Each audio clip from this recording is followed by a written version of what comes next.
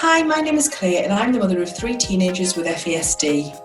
I'm Jessica, a PhD researcher specialising in educational interventions for children with FASD. And together we are the hosts of Spotlight on FASD, the UK's first podcast dedicated to shining a spotlight on fetal alcohol spectrum disorders. FASD is a condition caused by prenatal alcohol exposure that affects hundreds of thousands of children across the UK. And we're here to bring these conversations out of the shadows and make sure that no one living with FASD feels alone. Hi and welcome back to this week's episode of Spotlight on FASD. We're very excited to welcome a lovely guest this week, Maggie Morton. Maggie is a Paediatric Occupational Therapist, and as we're talking a lot of sensory things at the minute, we thought it was a good idea to ask Maggie to join us because she has got a wonderful brain who is just everything sensory. So it's lovely for you to join us today, Maggie. Thank you very much. Thank you. Sorry, we thought we just wanted to.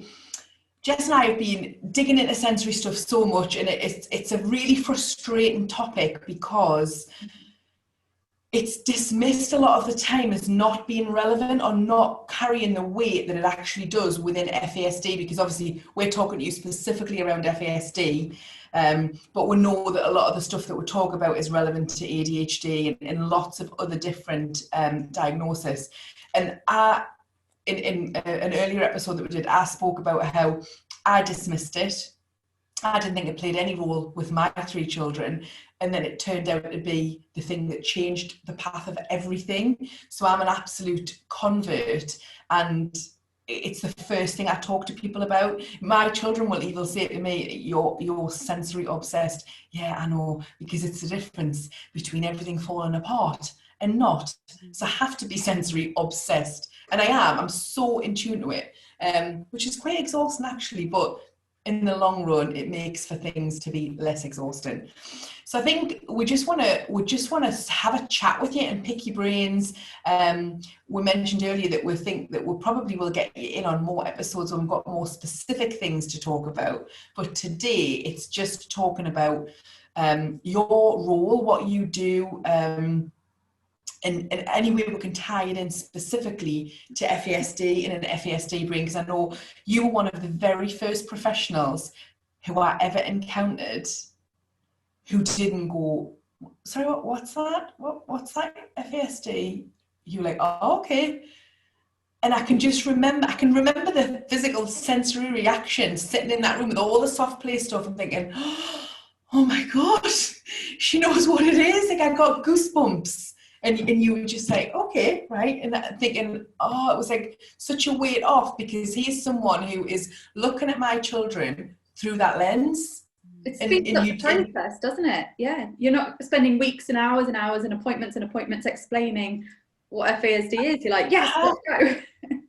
And you're not up against someone who's like, but have there, because is it a real thing? Because there are so many professionals who are like, I think it's autism, it's ADHD, it's not, it's everything else but that. So that was just a huge, you kind of hooked me, you got my trust at that moment. And it was like, oh, right, okay. So I don't have to carry that burden because she knows what it is. And I kind of put it down. I was like, she's Canadian. The Canadians are streets ahead with all of this. I like to think.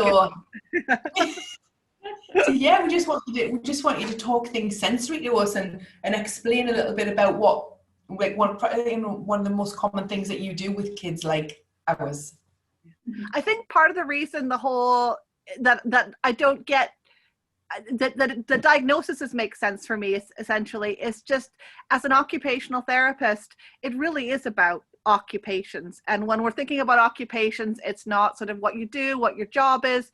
It's all the things you do in a day. When small kids come in to visit me, I say, do you know the word occupation? And they say no. And I say, do you know the word occupy? Has anyone ever said You know, go and find something to do and be busy. You know, have you seen on the toilet when it says occupied? It means the toilet's busy and you can't go in. So, you know, what I'm interested in as an occupational therapist is all of the things you do during the day, all of the things you do when you're keeping busy, the things that you love the best when you're busy, the things that you don't like, the things that are really tricky for you. And so by focusing on occupation, it lets me into a lot of things to understand what FASD looks like to you, what ADHD looks like, how prominent sensory issues are. And so I almost work from the skill back to the person to figure out what's going on. And that might be why it fits so much better. Sensory as well is one of those things where, sorry, oh, it's coffee.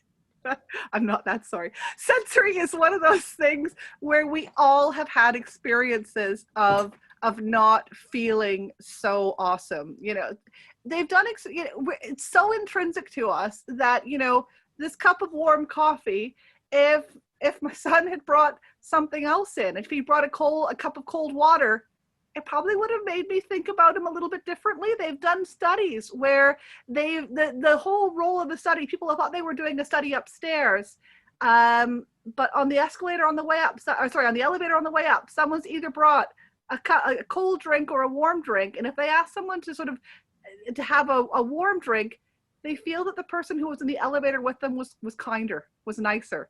So sensory is so profound that it's hard for us to get a grip on how immensely important it is. And the bits we skip over are the first bits to form. You know, if our kids are upset, we rock them, we hold them close. Sometimes we do because those are the things that we like and our kids can't stand them. And those kinds of things make things really challenging as well. So sensory is profound. It's the only way we have to interact with the world, to understand what's going on. It's like, the more you start and think about it, it's everything. Like, it's every interaction has to have a sensory input and a sensory output. And I remember when you were watching one of my children, when you were assessing them, and I can remember your face just lighting up, and you were obviously able to see things that I couldn't see. You were like, oh my goodness, look, see what she's doing there. That's amazing. And I just could not see what was happening.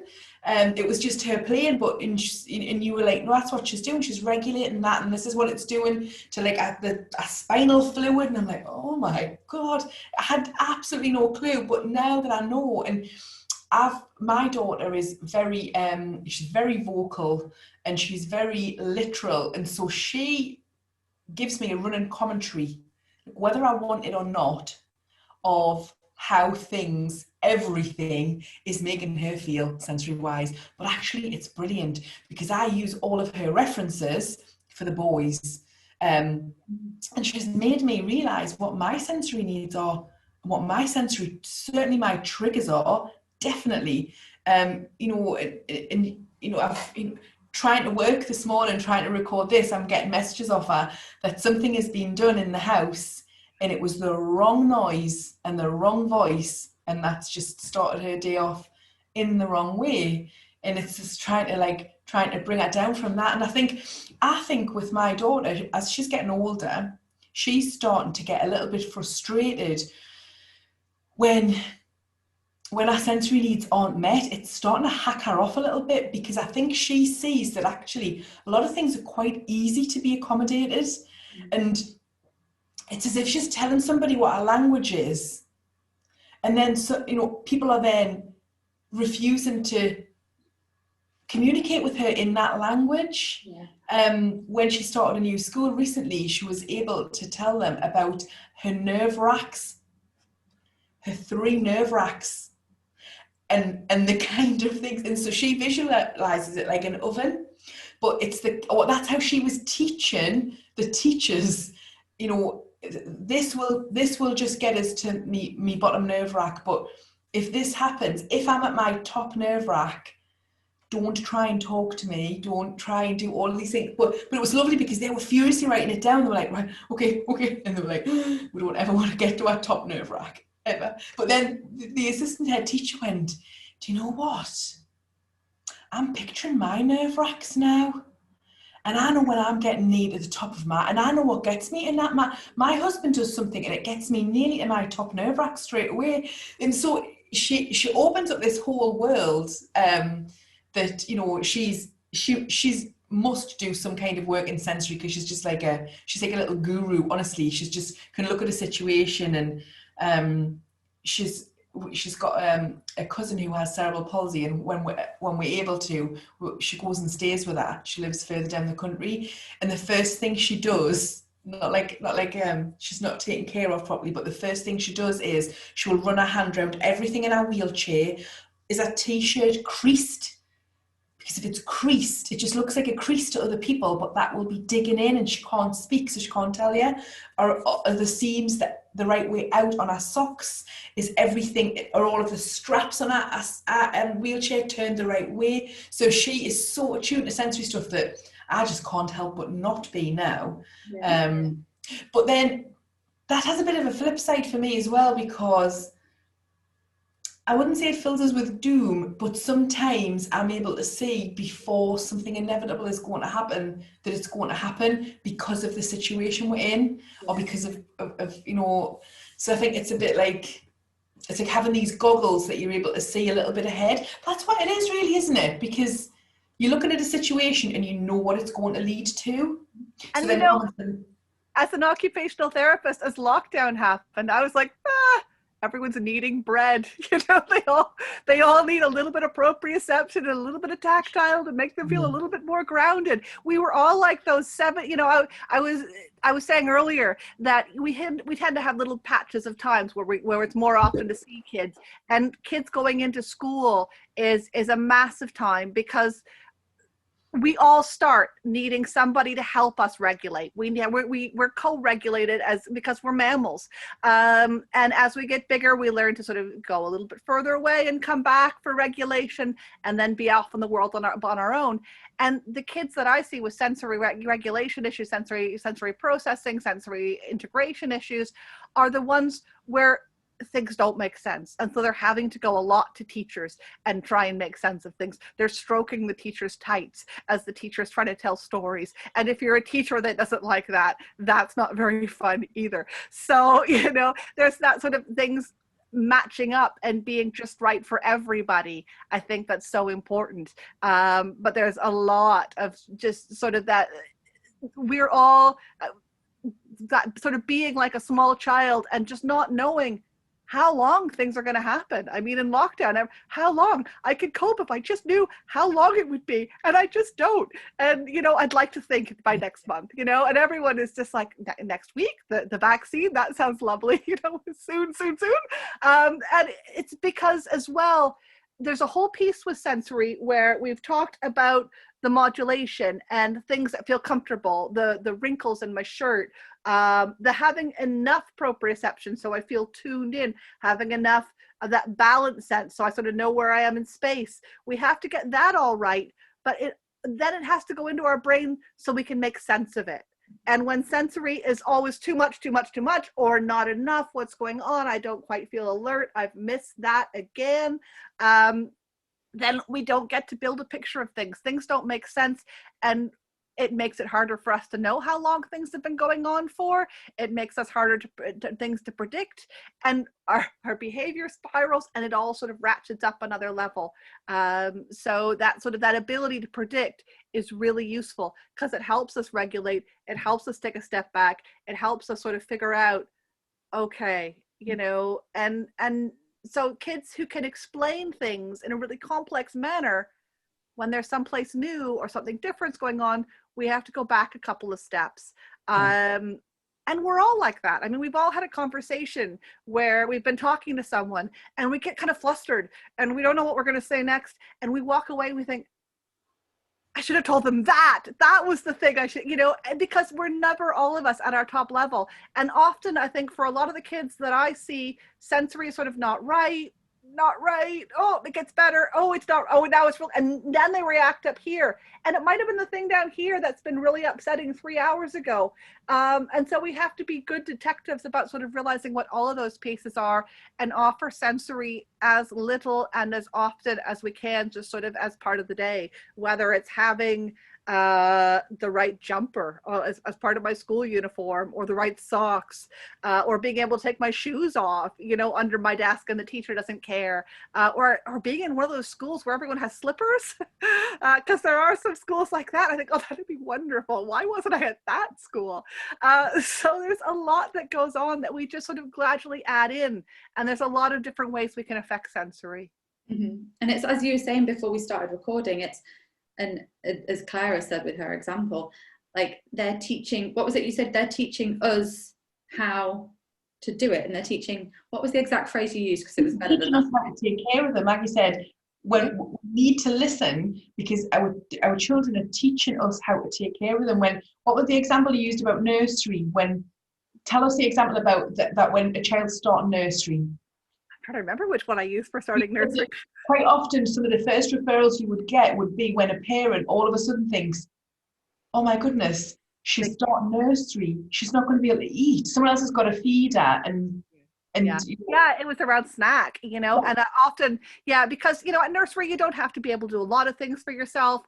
A lot of you do expect kids to be, if you're a nursery key worker, you expect someone's going to be in your lap, you expect that you're going to be wiping faces and wiping tears, but a lot of parents all of a sudden realize, my child, I can't send them to nursery because I won't be able to. What are they everyone's gonna have snack time, and my daughter won't participate in snack time, because they have the one sippy cup. We take the sippy cup everywhere. She can't take the sippy cup to nursery, and I don't know how that's going to work. Oh, and what if, they could offer her a banana, but I always offer the banana cut up in this certain way, and it has to be on this plate, and the plate has to be, and these things can't touch those things, and they just won't be able to do it at nursery as often around food, with little ones, and that, I think, often is when the penny starts dropping, that there are going to be difficulties, and like you were saying, our kids teach us how to treat them. You realize that actually, if I offer my child a banana in the skin, although I think it feels nice because I'm not getting sticky banana on,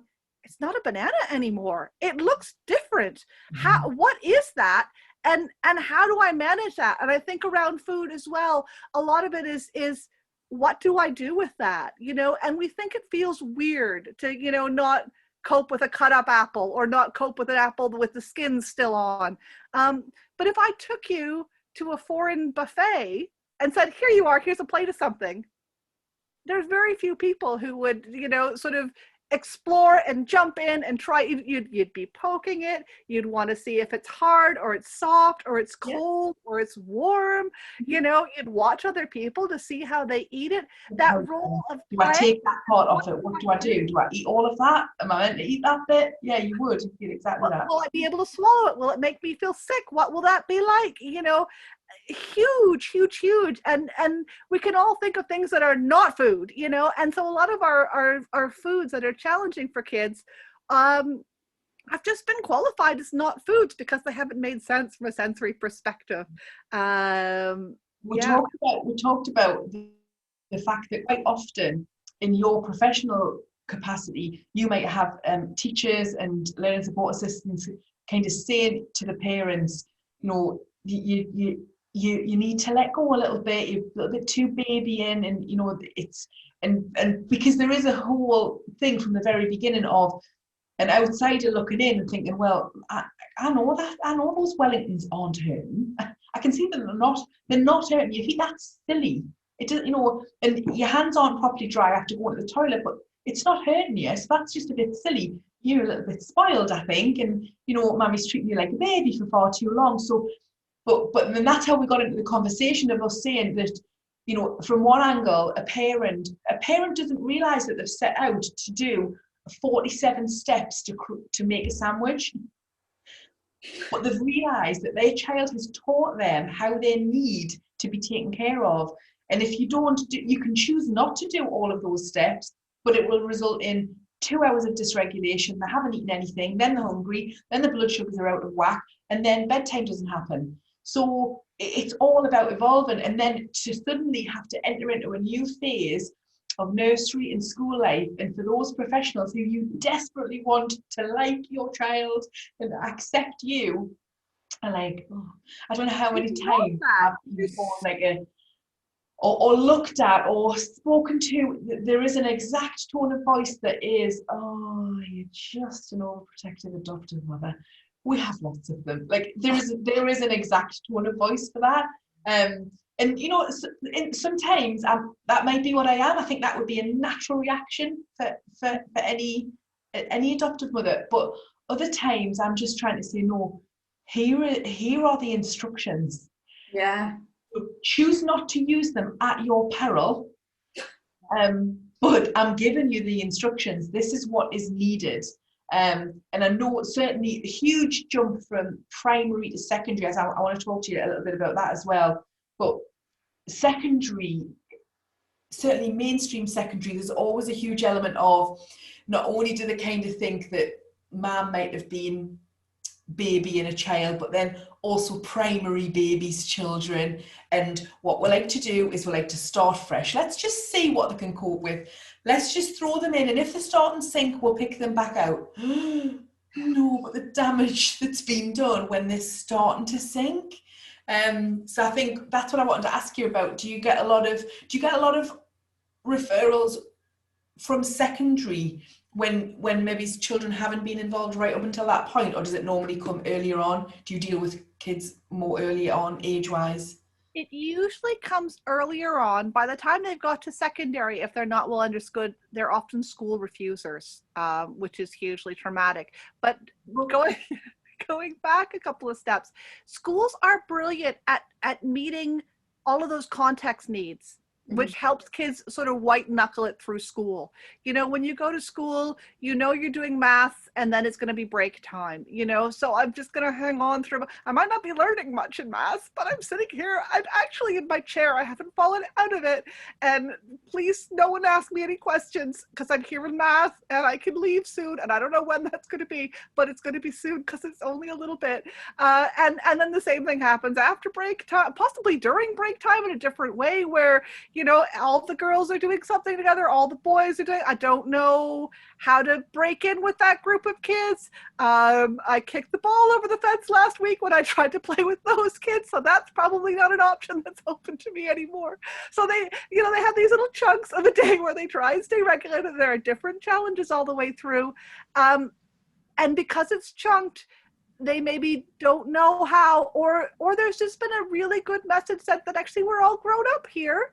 We're all going to just cope, and well done, and don't rat on your friends, and, you know, and so they burst out of school and they just need that regulation, and they need, and I think then, you know, a lot of the schools they don't realize all the opportunities they've missed. They haven't, with a class of 30, they can't see all the tells that kids are white knuckling it through classes, and maybe kids haven't, you know, looked that way. I think in a way, I'm always happy when kids do have the big reactions, because that means they're going to get some support.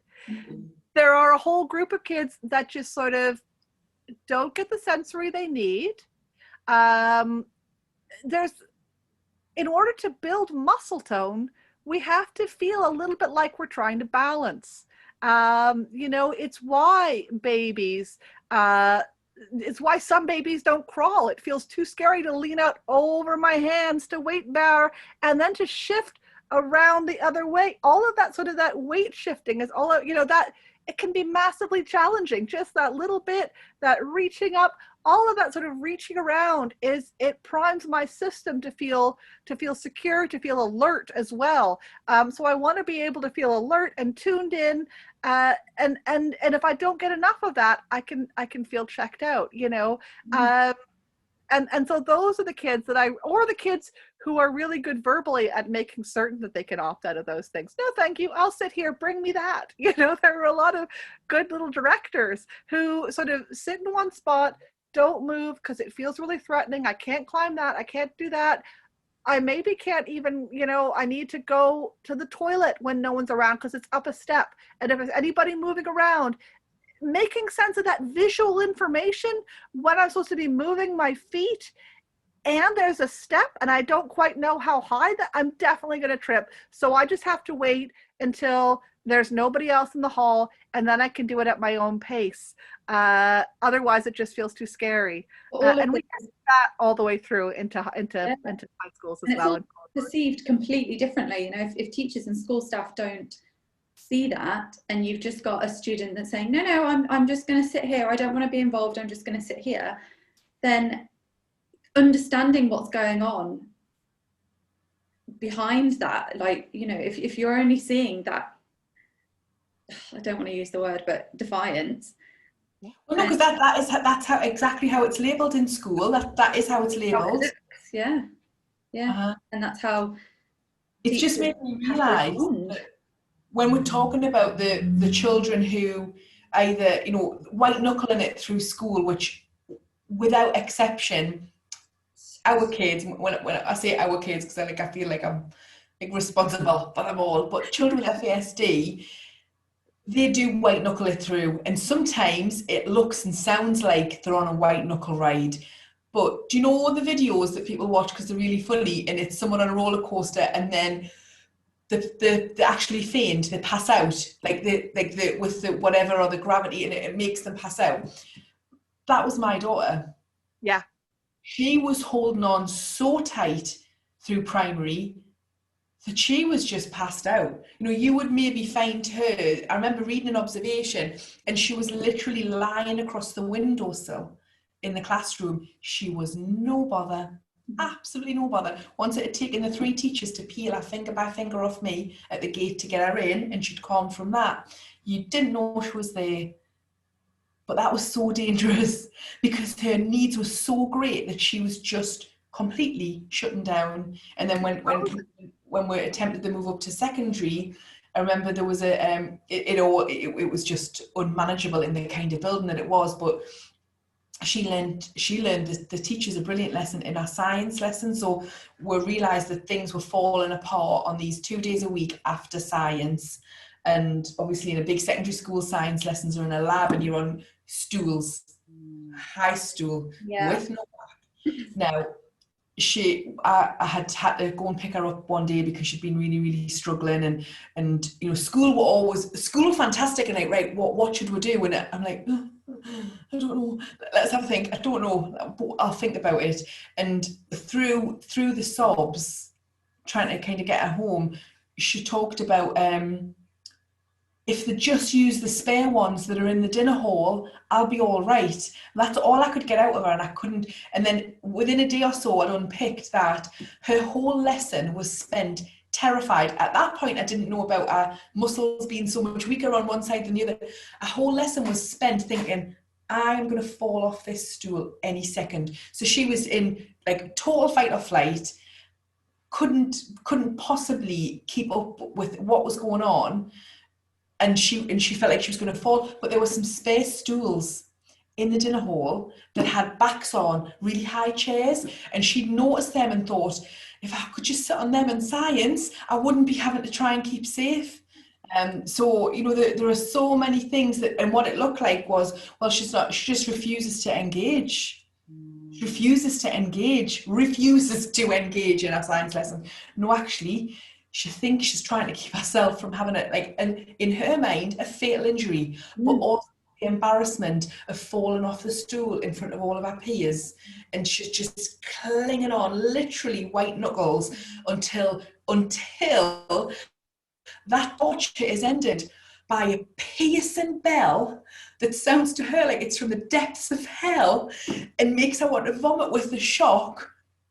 And then she can stop holding on and she can start the next bit. It's like, oh, like, no wonder that was just so exhausting. Yeah. And I've had some really interesting conversations with kids at secondary who can tell me, you know, exactly like she does, you know, I like that room because I really like the chair. It feels like it fits me. I like that room because that teacher puts everything away in boxes and I know where to find things. And actually Mrs. Room over there it's got stuff everywhere and I don't know where to look, and I have to sit at the front of the room, or I have to sit at the, you know, I sit near the door, you know, because we're all organized alphabetically. Yeah. So many things. And kids often, you know, are really insightful about, actually, when you start talking about what is it about certain rooms that feels good, you get a lot of information out of them. So not everybody is articulate about saying, you know, that chair feels like death. But you're right, at the very bottom of all of the sensory stuff is that I need to feel safe. Mm-hmm. You know, if I don't feel safe, I can't be making happy memories. I can't be playing. I can't be learning. I can't be doing any of the things you expect of me. You know, it's like the eating. I remember going to my first eating workshop as somebody who knew a lot about sensory, and they said, you know, what do you think, you know, our kids think about eating, and what do you think stops them from eating? And they said, it's that feeling like they probably won't be able to breathe when they swallow, when they eat certain things. Breathing, you know, food can feel comforting, but actually breathing is probably the most comforting thing. So it's all of those sort of I won't fall, you know, I feel like I know where I am. I can reach out and do this over here because I feel confident in my chair, you know. I'm not just having to just hold on. What happens if I need to turn my page? If I'm that little motion involves a lot of balance, you know, that we don't think about if we're, because the piece we haven't talked about as much with sensory integration is the integration with senses. You know, when I'm talking about food's an easy one because it's something that's really either comforting or horrifying, you know, in equal measure with different foods for all of us. You know, when I go in and I see small kids with foods, we have to be able to look at a food and know what it might feel like in my fingers, what it's going to feel like, what it might smell like, you know, what if I squish it, what it's going to feel like, you know, is it shiny? Is it going to feel wet? Is that going to surprise me? If I can feel it on my finger, what's it going to feel like on my tongue?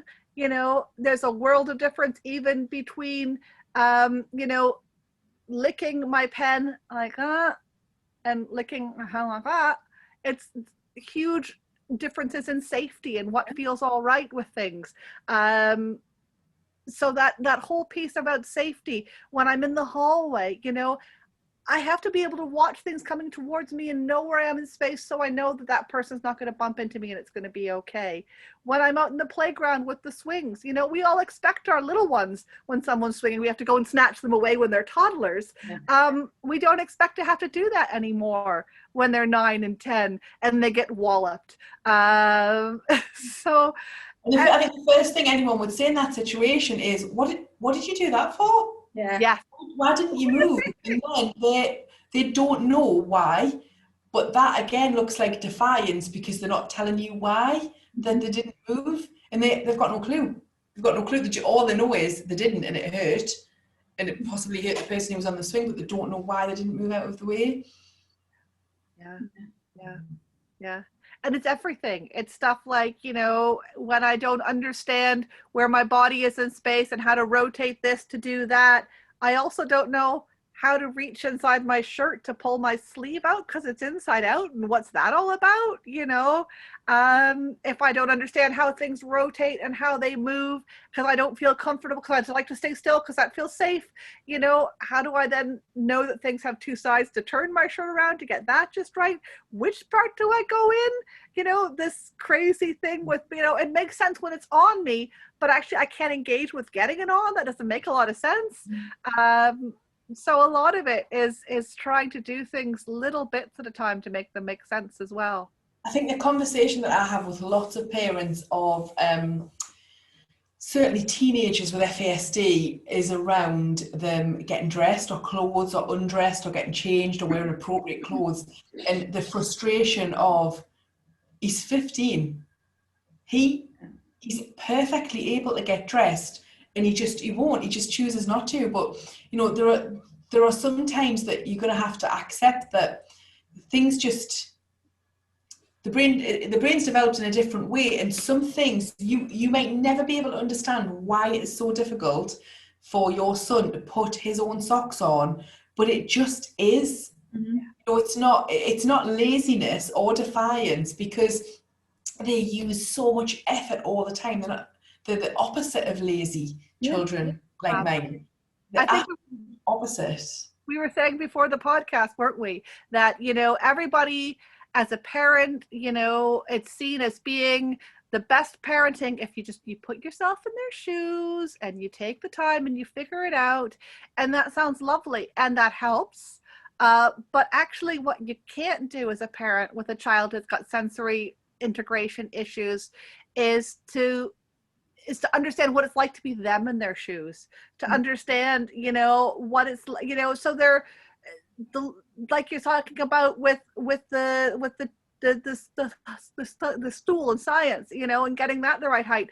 I know some kids who can get dressed better in a beanbag chair because it feels comforting. It wraps around me. I feel secure, and I'm not going to fall when I'm lifting up my foot to put my sock on.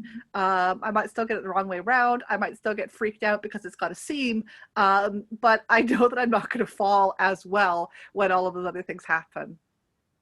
I read a brilliant thing the other day, and it was a conversation between two parents, and they were saying, someone was, you know, saying, asking for some helps and tips to how to get their child a little bit more independent with the dressing, and they should, I think this child was 9 and they should be able to be doing it better. And then another mother kind of chipped in and said that some days she still does a huge amount of the dressing of her 15-year-old because they need him to keep his energy and his strength for more important things throughout the day. You know, certainly at the minute, like they needed him to keep those things for his to engage with some of his homeschooling. So for her to quickly whip his socks on, pull a t-shirt over his head, and make sure that his tracksuit bottoms were on the bed and they're the ones that you need to put on, that's not pampering to a 15-year-old. That is accommodating their needs and reserving the energy for the bits that are much more important throughout the day. And it's making a piece of that, because you know, there's, make no bones about it, every parent feels like they're maybe not doing the best job, or they're not doing things as good as somebody else, and you feel judged. And certainly when you're dealing with additional needs and you have your ways of doing things, your survival, like you following your instruction manual, to people who want you in your shoes, that's like, well, you're making your life much more difficult than it needs to be. Surely, no, I'm making it 100% easier than it will be if I don't do this. But, you know, people can only put themselves in your shoes, and we said that's like 25% of the way, but they are still themselves in your shoes, not you in your shoes. And that's something, no one can ever do that. No one can I ever. thought that sort of that analogy of sort of keeping energy, I was doing like this with sort of like you get to this high and you blow up, but actually I've seen people describe it even better like a pop bottle, you know, so you fizz it, you shake and it goes on, little shake, and it's the, you know, you might shake it a lot and then shake it a little and then a little, and you know, you never know when it's going to go. But actually if you can get that kid dressed without shaking it at all, you've got all of that space to make things easier. And I think as kids are sort of older, they know actually that these things should be easier. When we leave them alone to it, that feels hard. But also the sense that, you know, everyone does this easily. So those little things, you know, we're judging, but they're judging too. And we mustn't forget always that they have those feelings about what they should be. A sense of shame, like a sense of shame when they're at we've got such a, and this is one of the things that I struggle the most with about FASD is a lot of children and young people have such a massive awareness when they have it of how different they are, how different a lot of their skills are to other people, and especially to their peers. So, you know, and I just know that if there are situations where they know that they should be able to just pull those clothes on, because physically they can do those actions. Physically, in isolation, their body can do those actions. But the stream of consciousness and the effort, and we talked about this a little bit earlier, so when you're giving a child with FASD instruction, and as well, I always mention this, like children living with trauma, where the development of the brain has been interrupted to the way that it should have been. If you give single instructions, then that's that is the way to go. If you give multiple instructions, something's going to go wrong, and it might not go wrong, and they might manage all of those things, but it is taken every drop of energy from them. They'll then come down the stairs, start to cry, and you won't get out of the door to school, and you think, well, I don't know what happened there, but you give them Look, a great day, he's dressed all by himself and he's done. Yeah, you've given them 4 steps of instructions, and that was too much. So when we were talking about the sensory input, all of your senses are having their input at the same time. And to put it in the context of a child trying to get dressed, yes, they could do that, but they've got to sit up. Where are the things? I need some deodorant. What should I put on first? Does that shirt feel a little bit tight, or is that the right sweatshirt? All of those things to think about on their own, which 9 times out of 10 will make them go, nah. Yeah. And it's all, I stabbed myself with deodorant because I pulled it into my arm too tight. And then that change happens. Yeah, certainly on a morning would be like, no. And I don't know how many times I've been in this position where that then resulted in, I can't go to school. Yeah. And it's not, something as simple as, to us anyway, as getting dressed must be so much harder to put yourself in their shoes and even get, like we said, that 25% of understanding, because for a t-shirt it's like, it's one of the easiest motions for us that but it's also even getting that 25%. But I just keep thinking, like, as we're talking, like, have you ever been to a wedding, like you're getting ready for a wedding and you've got these nightmare clothes that you have to get into, and you're trying to support like your other half get into this tuxedo, and he's never worn a tuxedo in like 12 years and it's an absolute nightmare and there's bits everywhere, and and then you're trying to get into this dress and there's like straps and wires and bits everywhere, and then you realize you've done it wrong, so something has to come off, and all you want to do after is go, oh, and just sit down and flop it. But you can't do that because everything's perfectly ironed, and it's the last thing that you can do. And that's the only thing that I can think of where I can find that 25% of putting myself in their position. Because if I had to get dressed like wedding ready every single morning at 7 o'clock, while somebody's at the bottom of the stairs going, come on, we've got to go, breakfast is ready, get your shoes on, are we ready to go, we've got to get out the door, I'd be like, nah. And then, Jess, add to that, certainly secondary, add to that, this is a real bugbear for me. They get there, and that is a gargantuan, heroic effort on their part. They get there, and then one of the first things that's said to them is, tuck that shirt in. Yeah. Get that shirt tucked in. And you're told it's wrong. Oh my goodness. Like, yeah. And I just think it's, and I can say, like, I just think shame on anyone who judges our kind of kids in a situation like that. And I can say that because I did, before I knew what I was dealing with, I was, if you don't get your socks on, I was that mum. There's nothing wrong with you. Because I didn't know what I was dealing with. And it was just like, I know you can put that on. Put it on. We're going to be late for school. And so giving them this running commentary, I was like resetting them back to the beginning. Every time I opened my mouth, I was resetting them back to the beginning. And I'm thinking I'm chivying them along. And like, they're ready to just cease. Yeah, very often that is what would happen. Yeah. Get back into bed, pull the duvet over your head, done. And as we talk about sort of when you're going to do those things, it's absolutely fine if that, if that child needs help, in the morning. Maybe getting into pajamas is a better time, because those clothes don't have buttons, they maybe because there's less of them as well, maybe we're only going to pull on boxers to go to bed, and I can do that part. Great, that's working towards it, and that's a win. Maybe they're going to do part of that. Maybe they're just going to get undressed. Maybe that's going to be the whole stuff, because that's tricky. How many kids do I see, they've come back from the toilet because, you can see their underpants sticking up under, outside of skirts or trousers, because they just haven't understood where they were to straighten that up and pull that up just right, because it doesn't make any sense, so it's trying to figure out if it's the right day and things are all right, to add a little tiny bit in, you know, to choosing your battles all the time, isn't it? It is choosing your battles, but actually it's choosing their battles for them, because it's not about you and what you're not your battle. facilitating it. They are the one who is going through it.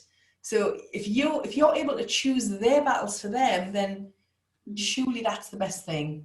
And take choose where you get involved, and where you don't get involved, and how much you get involved, and you know.